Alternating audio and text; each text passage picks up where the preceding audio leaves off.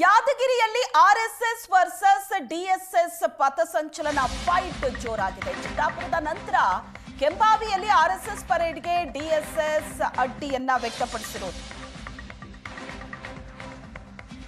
ಕೆಂಬಾವಿಯಲ್ಲಿ November 4ಕ್ಕೆ ಅನುಮತಿ ಕೋರಿ RSS ಮತ್ತು ಡಿಎಸ್ಎಸ್ ಎರಡೂ ಸಂಘಟನೆಗಳು ಅರ್ಜಿಯನ್ನ ಹಾಕಿದೆ. ಆರ್ಎಸ್ಎಸ್ ಗಣವೇಶದ ಭಾಗವಾದ ದೊಣ್ಣೆಗೆ ಡಿಎಸ್ಎಸ್ ತಕರಾರು ತೆಗೆದಿರೋದು. ಆರ್ಎಸ್ಎಸ್ ಪಥಸಂಚಲನದಲ್ಲಿ ದೊಣ್ಣೆ ಚರ್ಚೆಗೆ ಗ್ರಾಸ ಆಗಿದೆ. ಆರ್ಎಸ್ಎಸ್ ಪರೇಡ್ಗೆ ದೊಣ್ಣೆ ಬಳಕೆಗೆ ಡಿಎಸ್ಎಸ್ ಭಾರೀ ವಿರೋಧವನ್ನ ವ್ಯಕ್ತಪಡಿಸಿರೋದು.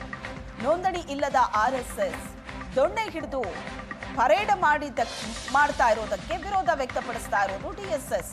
ಪಥಸಂಚಲನಕ್ಕೆ ಅನುಮತಿ ನೀಡಬಾರದು ಅಂತ ಡಿಎಸ್ಎಸ್ ವಾದ ಮಾಡ್ತಾ ಇದೆ. ದೊಣ್ಣೆ ಇಲ್ಲದ ಪಥಸಂಚಲನ ಅಪೂರ್ಣ ಅಂತ ಆರ್ಎಸ್ಎಸ್ ಹೇಳ್ತಾ ಇದೆ. ದಂಡ ಬಳಸಿಯೇ ಪಥಸಂಚಲನ ನಡೆಸೋದಾಗಿ ಆರ್ಎಸ್ಎಸ್ ಸ್ಪಷ್ಟನೆಯನ್ನ ಕೊಟ್ಟಿದೆ. ಆರ್ಎಸ್ಎಸ್ ಪಥಸಂಚಲನದಲ್ಲಿ ದೊಣ್ಣೆ ಹಿಡಿದು ಹೆಜ್ಜೆ ಹಾಕೋದ್ರ ಬಗ್ಗೆ ಡಿಎಸ್ಎಸ್ ತಕರಾರು ತೆಗೆದಿರೋದು.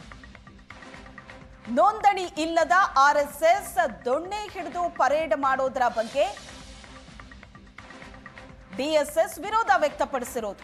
ಪಥಸಂಚಲನಕ್ಕೆ ಅನುಮತಿ ಕೊಡಬಾರದು ಅಂತ ಡಿಎಸ್ಎಸ್ ವಾದವನ್ನ ಮುಂದಿಟ್ಟಿದೆ.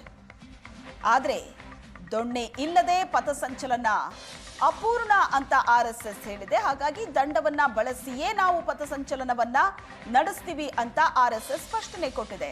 ಸಂವಿಧಾನ ಪೀಠಿಕೆ, ನೀಲಿ ಧ್ವಜ, ಲಾಠಿಯನ್ನ ಹಿಡಿತೀವಿ ಅಂತ ಡಿಎಸ್ಎಸ್ ಹೇಳಿಕೆ ಕೊಟ್ಟಿರೋದು.